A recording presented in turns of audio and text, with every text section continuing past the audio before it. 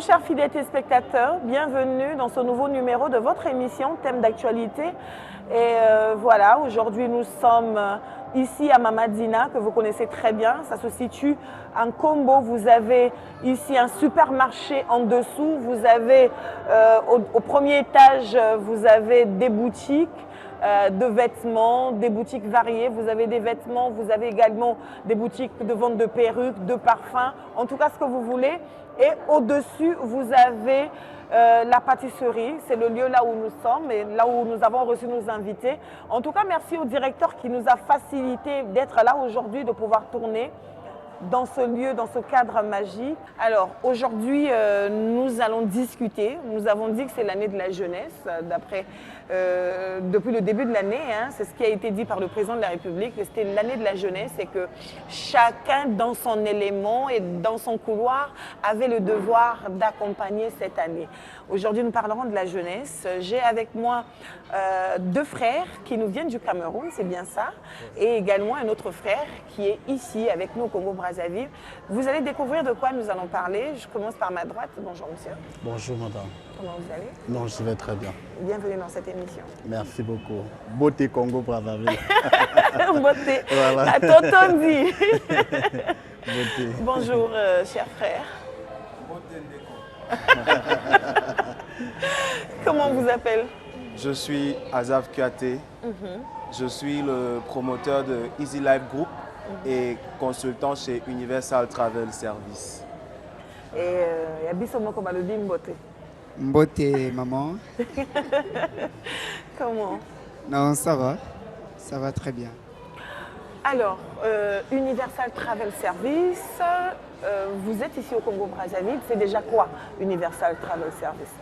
Voilà, déjà Universal Travel Service, c'est l'agence de voyage par excellence qui accompagne, qui oriente sur le plan international les jeunes qui veulent aller s'émouvoir sur le territoire international. On accompagne les étudiants, on accompagne les personnes qui veulent visiter, on accompagne également les chercheurs d'emploi à l'international.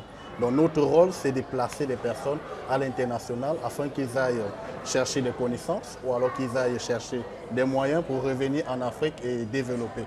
Donc c'est ça notre rôle. Nous faisons également dans les locations des voitures et les placements comme les ventes et des terrains aussi. Voilà, donc nous sommes aujourd'hui au Congo-Brazza pour accompagner la jeunesse qui... Ils nous ont demandé de l'aide, donc je peux dire ça comme ça. Vous êtes basé au Cameroun? Oui, nous sommes basés au Cameroun. Nous sommes basés au Cameroun au niveau de Yaoundé. Nous sommes dans 3 villes du Cameroun. Nous sommes à Douala, nous sommes à Yaoundé, nous sommes à Bafoussam également. Donc voilà. Comment ça se passe lorsqu'on rentre en contact avec votre agence? Comment ça se passe? Et quels sont les pays en fait, où vous êtes habilité à travailler avec les demandeurs? Quels sont les pays? Oui, les pays que nous sommes habilités à travailler avec les demandeurs, nous travaillons déjà dans plusieurs pays, parce que nous agissons dans plus de 25 pays déjà. Oui, avec la collaboration de la diplomatie et autres, nous avons pu déjà avoir beaucoup de partenaires sur le plan international. Déjà, il faut dire aujourd'hui qu'on traite principalement le Canada, qui est un pays beaucoup sollicité en Afrique. On traite aussi l'Allemagne, on traite également la Pologne, en Europe, on traite aussi le Luxembourg. On a tellement de pays sur 25, je ne peux pas citer tout, mais on répond à la demande de la jeunesse. On répond à la demande de la clientèle ou de chaque personne qui demande nos services. Alors, comment ça se passe lorsqu'on vient vers vous? Comment ça se passe? Comment se passe le contact? Quelles sont les procédures? Oui, les procédures chez nous, déjà, on travaille principalement sur 3 types de procédures. On a les procédures pour visiteurs, comme je disais d'ailleurs, on a les procédures pour les étudiants, on a les procédures pour les travailleurs. Les procédures pour travailleurs, on fait le placement des travailleurs à l'international, qu'ils soient qualifiés ou non. On va également vérifier leur niveau d'études. On va commencer par le traitement des profils. C'est ce que nous faisons à la base. En tant que des experts en immigration, nous traitons les profils soigneusement et maintenant on propose au client. Ou alors, on va vérifier si la demande que le client a faite est adaptée à son profil. Maintenant, en ce moment, on va l'introduire sur la scène internationale avec nos partenaires à l'étranger. Parce que nous faisons dans l'accompagnement jusqu'à votre arrivée dans votre pays d'accueil. Donc nous avons toute une équipe tout un partenariat bien monté et mis sur place pour accompagner. Et pour les visiteurs, Oui. par exemple, pour ceux qui ne connaissent pas le pays et qui veulent aller, vous commencez par où et jusqu'où est-ce que vous êtes capable d'aller? D'accord. Pour les visiteurs, vous savez, la demande des visas, déjà, ça demande beaucoup, des pratiques, beaucoup, des théories aussi. Donc, nous, on accompagne le visiteur d'abord au plan de la documentation. Quels sont les documents adaptés pour un visiteur? Celui qui va, par exemple, rendre visite à un membre de sa famille, qu'est-ce qu'il est censé avoir comme documentation? Celui qui va, par exemple, visiter. Vous pouvez essayer de visiter le Congo, par exemple. Nous, avec l'expertise qu'on a, avec nos partenaires sur place, on vous dit, OK, vous pouvez visiter tel endroit, vous pouvez faire telle chose. Ça, c'est la phase préparatoire, ça, c'est la phase du montage du profil. Maintenant, une fois qu'on monte le profil, ce n'est pas n'importe qui doit aller visiter un pays. Donc, on s'arrange à vous donner le personnage adapté pour visiter un pays. Vous voyez un peu. Et maintenant, on vous oriente. Après l'obtention de votre visa, déjà, on vous prépare aussi pour l'interview au niveau de l'ambassade. Parce qu'il faut se dire, nous ne sommes pas des ambassadeurs, nous sommes juste des experts en immigration. C'est-à-dire qu'on maîtrise les procédures d'immigration. Vous voyez un peu. Maintenant, on vous coach, on vous dit, voilà, en ambassade, faites comme ça, faites ci, faites ça pour obtenir votre visa. Une fois que vous allez, vous avez le visa, vous revenez encore vers nous. On va maintenant prendre en charge l'après-visa. L'après-visa, c'est réservé, par exemple, acheter un billet d'avion, trouver un logement adapté. Nous réservons généralement les logements de 2 semaines à 1 mois pour les visiteurs et nous vous accompagnons à l'intégration sur le territoire. Et une fois que vous embarquez, il y a des gens par exemple qui vont prendre l'avion pour la première fois. Nous, on vous accompagne à l'aéroport. On vous dit voilà les procédures adaptées, voilà ce que vous devez faire pour traverser l'étape de contrôle, la sécurité, la douane et tout ça. On vous oriente. Maintenant, une fois que vous avez traversé ces étapes, vous êtes dans l'avion, on dit OK, à l'arrivée également, il y a un personnel qui va vous recevoir. Ah, d'accord. Il vous accueille, il vous amène dans votre logement. Vous avez un guide touristique à votre disposition. Ah, d'accord. Oui, donc ça c'est notre accompagnement sur l'ensemble du territoire international. Donc, Est-ce qu'il vous arrive souvent de vous occuper des procédures, mais qu'après, que la personne concernée, donc le demandeur, ne puisse pas avoir le visa? Est-ce que ça arrive? Vous pouvez répondre à la question? Tout naturellement, oui. Tout naturellement, oui. Ça arrive. Ça arrive parce que, comme il a si bien dit, nous sommes des experts dans le domaine de l'immigration, mais nous ne sommes pas des agents consulaires. Mais non, dans notre procédé, et c'est ce qui fait notre particularité, après autant d'années d'expérience, on a pris le temps d'observer et de contrecarrer un certain nombre de choses. On connaît très exactement les attentes des agences, des ambassades. On connaît très exactement leurs attentes. Ça fait généralement que depuis la sélection des profils, on se bat au maximum à choisir les profils qui correspondent au maximum à ces exigences-là et généralement ça passe crème. Alors vous, vous avez dit que vous êtes consultant, n'est-ce pas? Quel est votre rôle en qualité de consultant? Ok, déjà, en tant que consultant chez Universal Travel Service, nous travaillons principalement sur les projets. On travaille sur les projets.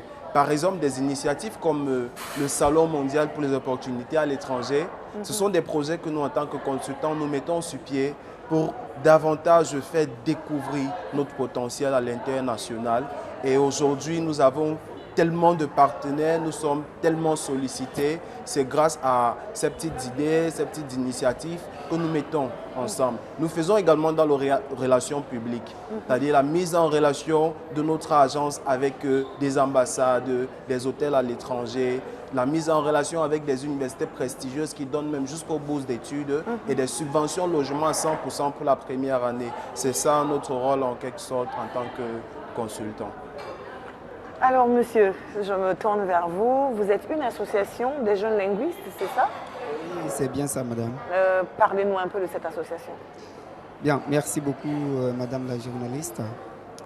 Je suis bien entendu monsieur Génécrel Liverlin Ankana, président de l'association des jeunes linguistes du Congo. Notre association, c'est une association, bien que le mot dit linguiste, mais cela n'empêche pas celui qui a fait l'informatique, celui qui a fait la médecine, celui qui a fait le journalisme d'y intégrer. Donc c'est un cercle NEMO des jeunes intellectuels. Voilà. Donc voilà ce que c'est que l'association des jeunes linguistes du Congo. On y retrouve quand même des linguistes là-dedans, même si tout jeune intellectuelle peut intégrer? Quelles sont les langues contenues parmi ces jeunes linguistes? Effectivement, on y retrouve des linguistes. Alors, pour ce qui concerne les langues, déjà que l'Association des jeunes linguistes du Congo a pour objectif la valorisation des langues, cultures et civilisations africaines. Je suis un jeune défenseur des valeurs africaines. Alors, nous travaillons aussi pour le métissage culturel entre les peuples. Donc, c'est ce qui fait parce qu'au sein de notre association, nous avons mis en place un ensemble de projets dans un ensemble intitulé Congo Avenir. Alors, vous savez bel et bien que le chef de l'État insiste sur la jeunesse. Il a même pris un décret sur cela. Il a dit cette fois c'est la jeunesse. Alors, et plus loin, je voudrais rappeler une chose. En allant dans le même sens pour ne pas être hors votre question, sinon ouvrir une parenthèse, on ne peut observer un développement sans qu'il y ait la participation de la jeunesse. Pourquoi? Parce que c'est une couche tout à fait encore dynamique qui peut effectivement contribuer et énormément au développement d'un pays. Donc c'est pour cette raison que le chef de l'État a pensé effectivement à nous. Il dit, allez-y les jeunes, je compte sur vous, le Congo compte sur vous. Et nous, au niveau de l'Association des jeunes linguistes du Congo, nous formons des jeunes gratuitement en langue étrangère et africaine. Et nous le faisons chaque année. Et quelles sont les langues étrangères par lesquelles vous êtes spécialisé? Quelles sont les formations? Quelles sont ces langues-là? Parce qu'il y a beaucoup de choix. Il y a certains qui aimeront peut-être parler, je ne sais pas moi, une langue peut-être pas espagnole. Bon, je parlerai parce que je sais qu'on trouvera toujours l'anglais, on trouvera toujours l'espagnol, on trouvera toujours, voilà, ça c'est le portugais. Ce sont des langues qui sont connues, où on trouve souvent dans des écoles de langue. Mais quelle est la particularité que vous nous apportez dans votre école de formation? Bien, la particularité, je voudrais, avant de parler de la particularité, j'attaquerai d'abord les langues étrangères de façon générale. Nous formons les jeunes dans les langues que vous venez tout à l'heure là de citer, en anglais, en espagnol, en chinois, ainsi de suite. Maintenant, il y a la particularité, vous savez, il y a des langues par exemple qui ne sont pas encore parlées ici au Congo. Je prendrai ici l'exemple de la langue polonaise, le turc et bien d'autres. Donc, nous faisons de notre mieux avec les partenariats que nous avons avec un certain nombre de corps diplomatiques et des partenaires tels qu'ils sont là et bien d'autres. Donc, nous faisons de notre mieux qu'il y ait une valeur ajoutée dans ce sens-là. Et pour ne pas aussi, je reviens encore, négliger les langues, je dis bien africaines. Voilà. Les langues ancestrales. Comment est-ce que ça a commencé le partenariat avec Universal Travel? Bon. Comment est-ce que ça a commencé? Parce qu'aujourd'hui, vous vous retrouvez sur un projet qui est un salon. Comment est-ce que ça a commencé? Où est-ce que vous vous êtes croisés? Comment est-ce que ça a débuté, cette aventure sur laquelle vous allez voguer dans quelques jours? Est-ce que vous pouvez nous expliquer qui prend la parole? Merci. Pour parler du début, sinon de l'amorcement de notre partenariat, cela a commencé par le fait que nous nous sommes intéressés dans ce qu'ils font. Ils se sont également intéressés dans ce que nous faisons. Et à distance avec notre service, sinon département des relations extérieures, on s'est mis en contact très rapidement. On a bien compris qu'il fallait accompagner la jeunesse africaine en général et congolaise en particulier. D'où l'organisation du salon mondial des opportunités, sinon des formations, d'études et du travail à l'étranger que nous allons organiser ce samedi à la Maison Russe de Brazzaville. Alors, il s'agira de quoi? Il s'agira ici... Samoa 2024, première édition. Très bien, très bien, très bien. Il s'agira donc pour nous d'une première édition de ce genre, afin d'édifier la jeunesse congolaise, leur montrer qu'il n'y a pas que le fait d'avoir un jeune âge pour être jeune. Tous ceux qui se disent jeunes doivent également avoir cette capacité-là, cette façon de voir le monde, de changer son milieu de vie, de changer son avenir et de rêver un avenir plus meilleur que ça. Avez-vous, par la même occasion, convié les parents? Parce que la prise des décisions pour les formations, pour envoyer les enfants hors du pays, ce sont les parents qui ont le dernier mot. Est-ce qu'à ce salon, avez-vous également convié les parents qui sont les titulaires de cette jeunesse? Effectivement, nous avons convié les parents, c'est une porte ouverte à tout ça. Nous avons convié les parents, nous avons convié un certain nombre d'autorités qui travaillent en partenariat avec nous, le corps diplomatique et bien d'autres. Nous avons convié les autres partenaires aussi, tels qu'ils sont. Nous travaillons aussi avec les autres partenaires, nous les avons conviés. Et surtout, comme vous venez de le dire, les parents, ils seront. En tout cas, ils seront là. Il y a des enfants qui ne peuvent pas aussi, comme vous venez de le dire, se déplacer sans l'accompagnement de son parent. Donc pour leur sécurité aussi, ces enfants, nous sommes en échange communicatif avec leurs parents qui viendront bien entendu pour accompagner leurs enfants. Jeunesse et développement, formation, opportunités d'études et de travail à l'étranger, c'est la thématique de ce salon. Alors dites-moi, formation, opportunités d'études et de travail à l'étranger, est-ce que c'est pas faire rêver grand la jeunesse congolaise? Effectivement. Non, c'est pas dit que c'est faire rêver grand. Et en même temps, même s'il fallait faire rêver la jeunesse, toute personne a le droit de rêver. Mais maintenant, il faut rêver dans le sens de pouvoir réaliser ces rêves-là. Parce que nous nous sommes rendus compte que les étudiants, ou alors les Congolais voyagent très moins en Afrique. Après les statistiques qu'on a vues, on s'est posé la question, mais c'est quoi le problème? Est-ce le manque d'informations ou alors c'est parce qu'ils aiment trop leur pays? Vous voyez un peu? Parce que malgré l'amour qu'on porte pour le pays, parfois on est amené à changer d'air, à sortir de sa zone de confort, aller se balader et revenir plus tard avec de nouvelles pensées. Voilà, moi, je pense par contre que les Congolais voyagent beaucoup. Nous avons des... Comment vous appelez ça? Nous avons des années de formation avec le Maroc, avec le Sénégal également, avec l'URSS. La majorité des cadres congolais viennent de Moscou à l'époque. Oui. Et je pense que c'est une culture qu'ils ont, peut-être qu'ils ont perdu avec le temps parce qu'il y a aussi des problèmes économiques, il y a beaucoup de choses qui viennent en compte. Mais alors, qu'est-ce qui fait la différence? Parce qu'il y a aussi le côté confiance.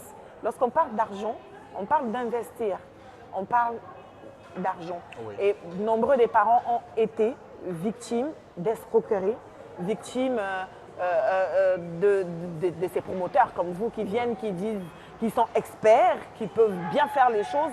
Mais à quel moment est-ce que l'on peut vous confier l'avenir des enfants entre les mains et se dire que, bon, on est entre des bonnes mains? D'accord. Bon, déjà, comme j'étais en train de dire, avec le SAMO qui se passera samedi, nous, on est entré en contact avec l'association des jeunes Wallons. On a noué ces partenariats dans le but d'être encore plus crédibles, de dire à la jeunesse congolaise que nous sommes crédibles.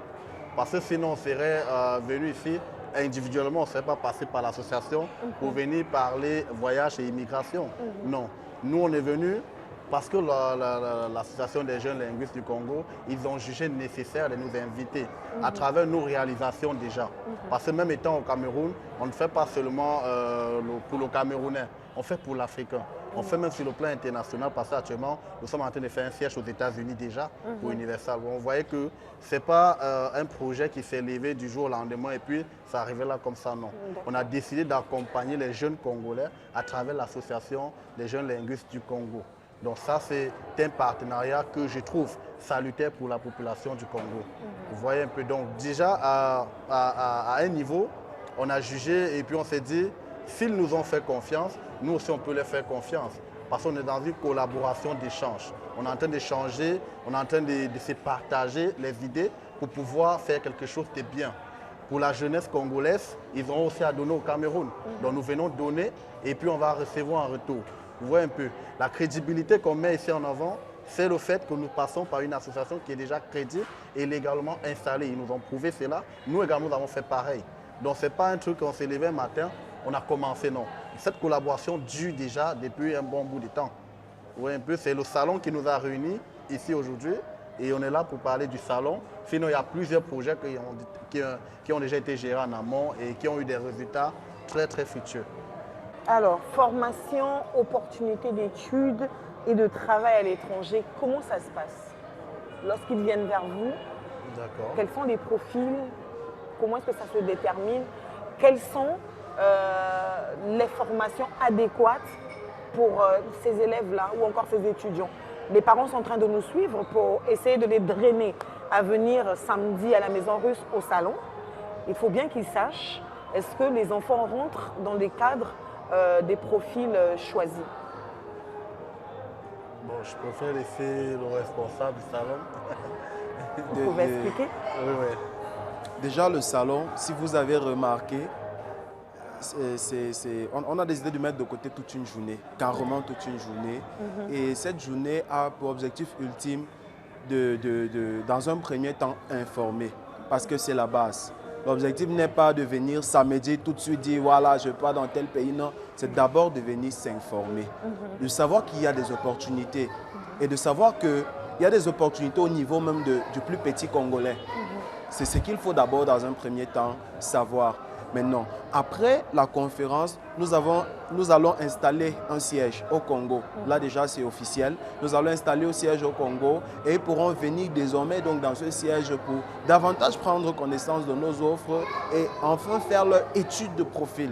Et après l'étude de profil, on pourra dire, Monsieur X, vous êtes validé pour Harvard University aux États-Unis. Monsieur Y, vous pouvez aller étudier en Lyon en France. Monsieur Z, vous pouvez travailler en Irlande.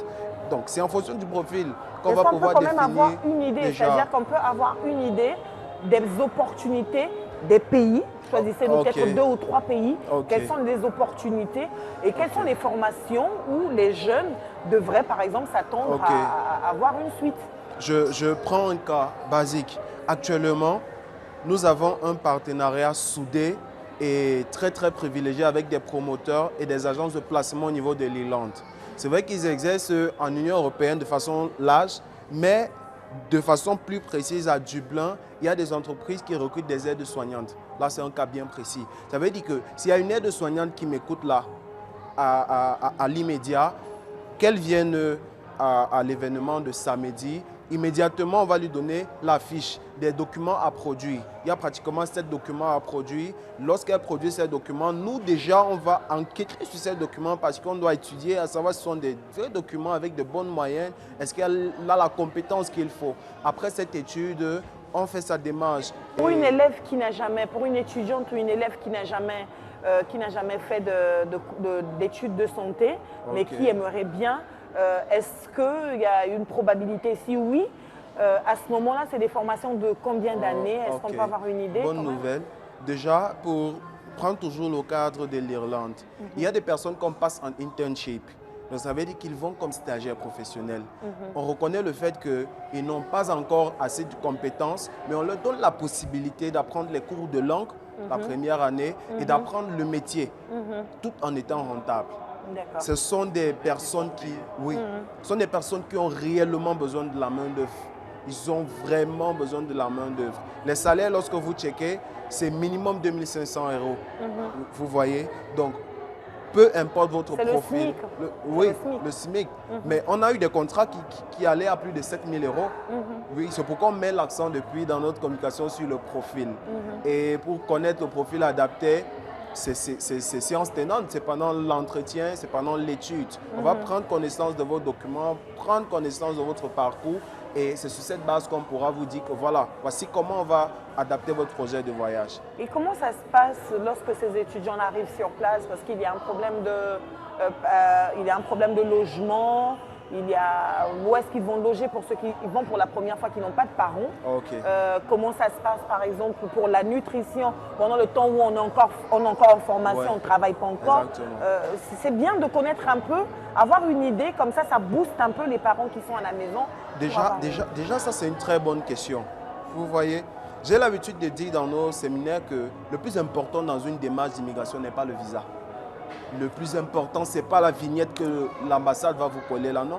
Le plus important, c'est l'après-visa. Et c'est l'avantage que nous, à Universal, nous avons.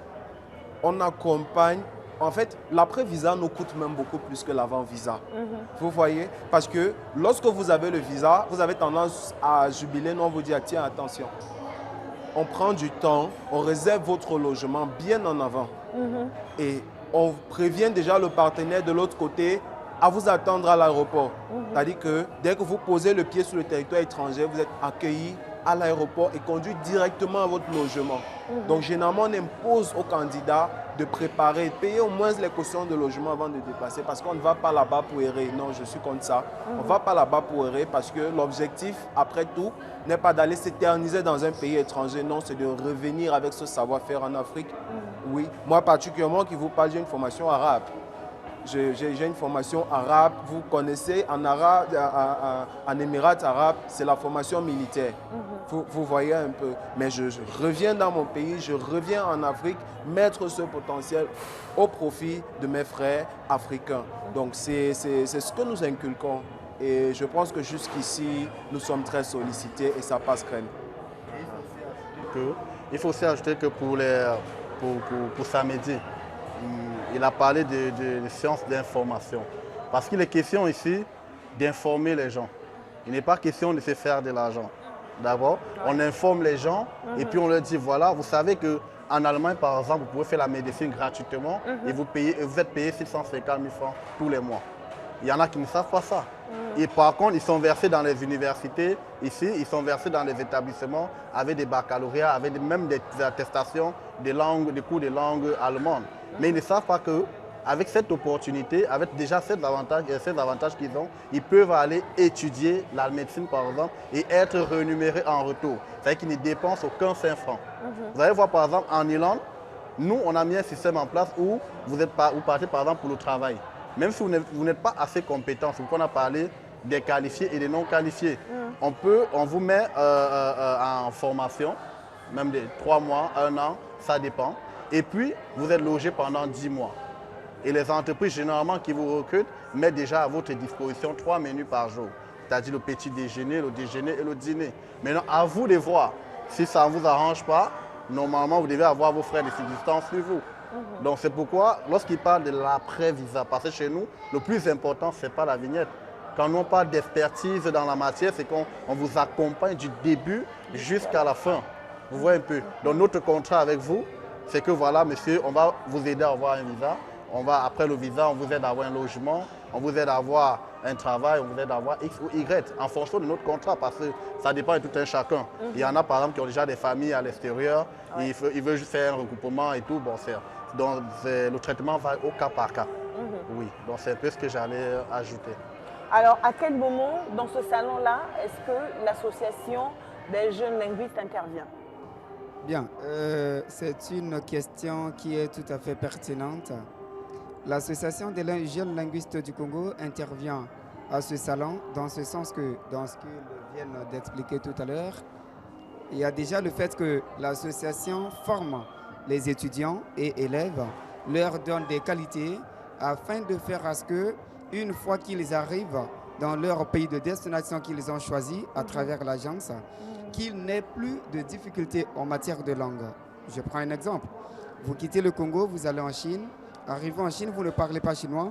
Alors, vous allez convenir avec moi que pour travailler, mener vos activités en Chine, vous aurez énormément de difficultés, si bien que vous ne parlez pas cette langue. C'est ça le rôle de l'association des jeunes linguistes du Congo. Voilà pourquoi nous avons parlé de formation. Et après la formation, vous avez opportunité d'études et de travail à l'étranger. Donc, si je comprends bien, si par exemple vous recevez des jeunes qui viennent pour s'inscrire mais qui n'ont pas de formation linguistique pour le pays choisi, ils passeront par l'association des jeunes linguistes pour la formation. C'est bien ça? Et évidemment, bien évidemment. Donc voilà, c'est donc ça. Et l'association des jeunes linguistes du Congo, encore, à travers les partenariats, tout à l'heure nous vous avons souligné qu'il ne s'agit pas seulement, nous avons l'immigration et tout, sinon nous avons tout un paquet de projets avec le partenariat qui nous réunit. Nous ferons de notre mieux qu'il y ait même que nous soyons capables d'embaucher des gens de façon aussi locale. Pourquoi pas? Parce que pour que vous travaillez, vous devez avoir des qualités et pour avoir ces qualités, vous devez être formé. Voilà donc le rôle de l'association des jeunes linguistes du Congo. Alors, puisque presque tout est dit, mais nous allons accentuer sur la journée du samedi. Comment ça va se dérouler? Vous avez dit que c'est des portes ouvertes, donc c'est totalement gratuit. Comment ça va se dérouler dans l'ensemble? Qu'est-ce que vous avez prévu en dehors de l'information? Donc déjà pour la journée du samedi, en dehors de l'information, ce qui est prévu, c'est un moment de partage aussi, parce qu'il sera question pour nous, nous qui venons du Cameroun, d'entrer vraiment en contact approfondi avec les jeunes Congolais, de dialoguer avec eux. C'est ça que j'appellerais des consultations privées. Ça fait, il y en a qui ont des problèmes particuliers, cas par cas, et nous serons disponibles également à les rencontrer avant, pendant la conférence ou après. Donc on va les rencontrer, on va échanger avec eux, on va également leur proposer. Comme je vous ai dit, il est question de proposer de donner toutes les opportunités qui se trouvent à l'international. Maintenant, on va parler du travail à l'international, on va parler de l'étude, on va essayer de voir l'avenir du jeune Congolais. Est-ce qu'il est nécessaire qu'il parte vraiment à l'étranger? Est-ce que donc voilà, c'est un peu ça le gros de ce qu'on va faire samedi. J'ai une question de curiosité. Oui. Je sais qu'il y a un coût, pour tout ce parcours, mais une question de curiosité. Après que ce jeune ait trouvé du boulot, sous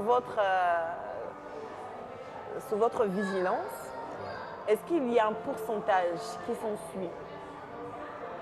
C'est-à-dire qu'après ce que vous avez reçu pour la documentation, pour le visa, pour le logement, pour tout ce que vous avez à faire, toute la procédure pour accompagner ces jeunes qui viennent vers vous, qui veulent aller à l'étranger, lorsqu'ils arrivent à la phase travail et que par votre biais qu'il est du travail, est-ce qu'il y a un pourcentage que vous prélevez sur, je ne sais pas, le premier salaire ou... Je vais répondre à cette question parce que c'est bien fait déjà de poser une telle question. Ça permet justement d'avoir des personnes en salle qui sont suffisamment préparées. Qu'est-ce que nous faisons? Nous mettons déjà l'accent sur des bons accords. C'est-à-dire qu'on a un protocole d'accord en bonne et due forme respectant les normes du Congo. Vous voyez, on a même rédigé ce protocole d'accord sous l'encadrement de l'association parce qu'il maîtrise mieux les normes de ce pays. Donc, ça va au cas par cas, comme on a dit si tôt. Il y a des personnes qui vont venir vous dire, je n'ai pas d'argent pour ma procédure, je n'ai même pas l'argent pour un seul billet d'avion, mais je veux quand même aller. Vous voyez, parfois, on peut arriver à préfinancer cette procédure dans l'optique de s'accorder sur un accord mutuel. Ok, comme tu vas là, on t'a trouvé un contrat de 2500. Mensuellement, on va te prendre 2000. Par exemple, pour couvrir les 2500 que nous avons dépensés pour pouvoir te faire immigrer. Voilà un cas. Vous voyez, mais pour celui qui a respecté les critères du protocole d'accord d'entrée, je vous assure qu'après son intégration, c'est libre à lui de revenir vers nous. C'est libre à lui de revenir vers nous. S'il ne revient pas, il ne nous doit rien. Il ne nous doit rien. Si ce n'est la publicité, si ce n'est la publicité d'un client satisfait, il ne nous doit plus rien. C'est important de poser cette question parce qu'il y a beaucoup de choses qui se passent un peu partout dans le monde. Les gens sont parfois craintifs d'aller vers les agences. Donc c'est bien de pouvoir un peu... Une autre question de curiosité, c'est la sûreté. La sûreté sur les lieux de travail, la sûreté sur les lieux de logement, parce que nous faisons l'étranger, moi je voyage aussi, je sais un peu comment ça se passe, il y a beaucoup de réalités. Il y a un problème de papier une fois arrivé sur place. Nous savons tous que lorsque vous n'avez pas les papiers adéquats, vous travaillez dans le noir, vous n'avez pas la possibilité de travailler en bonne et due forme. Alors quand vous travaillez dans le noir, votre SMIC n'est pas respecté. La plupart des patrons ou encore des directeurs en profitent sur le fait que vous n'avez pas de documentation et que vous travaillez dans le noir. Alors comment ça se passe? Parce que faire une formation, c'est une chose. Trouver du travail, c'est une chose. Mais entre la formation et le travail, le problème de documentation, des papiers qu'il faille avoir pour avoir la liberté de travailler partout où on se trouve. Voilà la question. C'est une question qui qui m'intéresse beaucoup.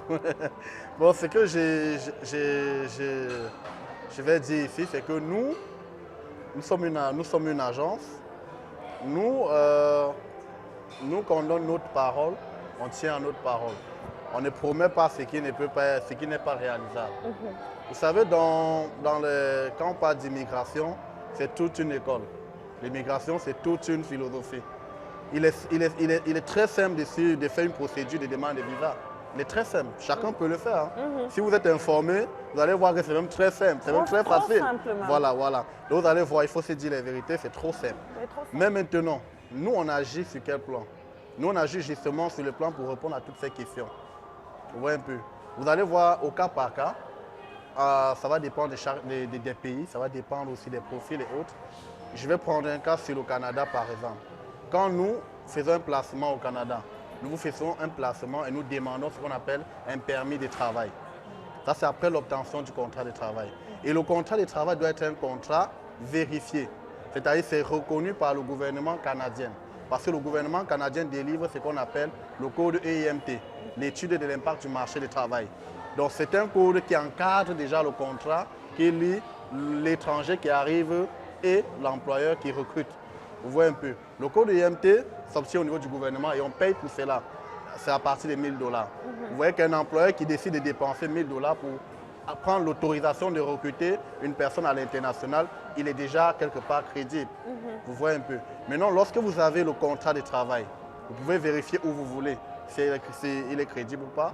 Et maintenant, lorsque vous avez fini la vérification, vous revenez au niveau de nos agences. Nous, on vous demande un visa pour voyager. Maintenant, le visa se demande avec un permis de travail directement. C'est-à-dire que vous partez du Cameroun avec un visa, du Congo par exemple avec un visa. Une fois que vous arrivez à l'aéroport, on vous auditionne. Vous êtes là pourquoi? Je suis là pour travailler. Dans quelle entreprise? Telle entreprise. Nous, on vous prépare déjà à cette interview-là. Vous voyez un peu. Et une fois que vous avez répondu à la question, l'agent d'immigration imprime donc l'autorisation de travailler. Et il vous remet cela en main. Ça va en fonction de votre contrat. Ça dépend des pays. Hein, parce qu'il y a des oui, ça c'est pour le Canada. Ça, c'est quand je précise bien. Oui, je précise bien, c'est pour le Canada. D'accord. Oui. Donc ça, c'est un cas parmi tant de... C'est quoi j'ai dit? Ça va de pays en pays et de procédure en procédure. Donc il vous donne cette autorisation-là et puis vous allez commencer le travail. C'est en fonction de la durée du contrat. Si vous avez un contrat d'1 an, l'autorisation c'est 1 an. Si vous avez 2 ans, c'est 2 ans.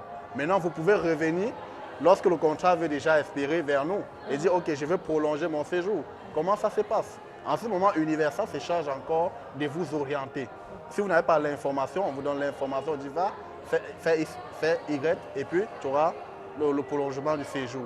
Et c'est aussi pareil pour les visiteurs, mais les visiteurs, maintenant, eux, ils ont une particularité. C'est que vous avez un visa, par exemple, des visiteurs au Canada, c'est 5 ans, en fonction de la validité du passeport. Maintenant, lorsque vous arrivez au Canada, il faut passer dans des procédures pour obtenir l'autorisation de travailler. Beaucoup vont demander l'asile. Beaucoup vont peut-être essayer de travailler dans le barbare, mais nous, on ne conseille pas ça. Nous, on aime vraiment la logique.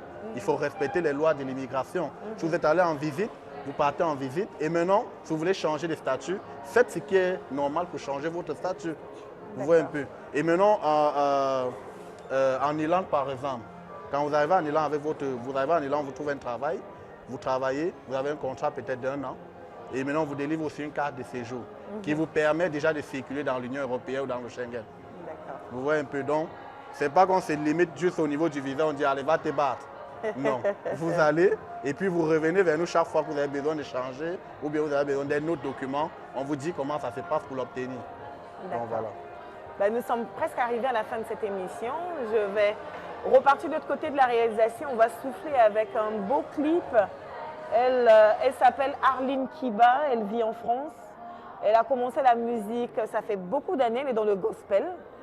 Elle fait un retour sur la scène musicale avec cet album Renaissance et ensuite ce titre Tiangaka. En passant, je salue Sheina Okunga, la patronne.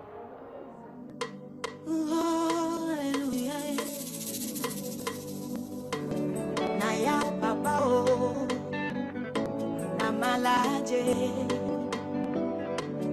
Naya mokonjo Namikumba nangai Denge yoloba Naya lolenge nazali Yes, Naya kaki mokonjo Na soni na ngai yo naya mokonzi babwakanga libanda naya mokonzi naya na yo natambola nzela molayi Yesu makolo na ngai tinanga pembeni na yo motema na ngai direction na nga otalaka na ngai mabanzo na ngai mpozanga otalaka na ngai nyonso nazaki osala ezaki osimba te nzela nazaki oleka molili na molili nazaki otambola Yesu nakoma putulu biso bato ezaki otalanga na koseka Jehova otalaka omona ngai otalaka omona ngai otalaka yawe na ngai namibwakaki na mabele binzoli ezakoki te ezokata te otala omona otalanga omona ngai otalanga omona ngai nakomaki sujet ya mokeri nakomaki sujet mafinga batu Yesu moto nyonso azalaki se kocholanga oyo pasepelaki afinganga kaka ye naleka boye naza na sida nazonga boye asilaka makila nayebisana na yo ganga namema explikation na nga na ndako anani otalaka Yesu omonanga otalanga omonanga Yesu omonanga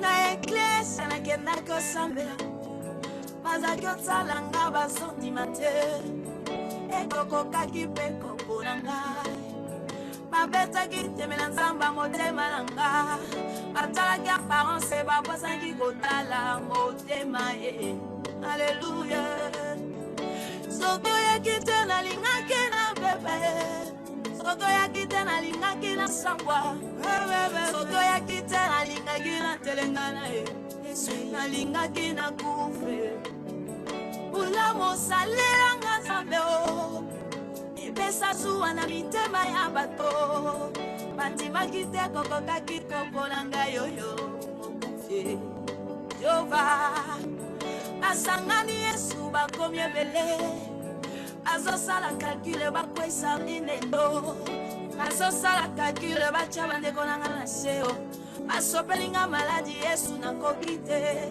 alanga ye olanga talanga ye bonanga zambaline zambalola mola okunga talanga bonanga Yesu talanga bonanga. Voilà, nous sommes de retour sur ce plateau. C'était un réel plaisir de vous avoir reçu. Merci. Je serai là samedi, je viendrai voir et écouter pour voir si les jeunes ont répondu présent à l'appel. Mais en tout cas, venez nombreux, ce sont des opportunités à ne pas rater. Il y a peut-être des parents à la maison qui aimeraient bien faire voyager les enfants, mais qui ne savent pas comment s'y prendre. Parents, jeunes étudiants, on se retrouve, c'est à partir de quelle heure? 9h. À partir de 9h à la Maison Russe, au centre-ville vers le casino, c'est bien ça.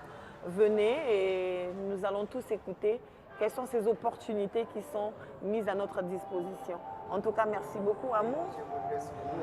Madame, que ce jour-là, il y aura pleinement des panélistes qui seront là pour répondre à toutes leurs questions. Merci. Donc tout est dit. On se retrouve samedi. Vous suivez cette émission ce vendredi et puis vous suivez en rediffusion lundi à partir de 13h30. C'était un plaisir. Merci et à très bientôt. En tout cas, bienvenue au Congo-Brazzaville. Nous sommes très accueillants. Hein? Ouais, c'est vrai. Le Congo, vraiment, vous êtes très accueillants ici. C'est exceptionnel. Vraiment, merci beaucoup. Merci à vous. Merci.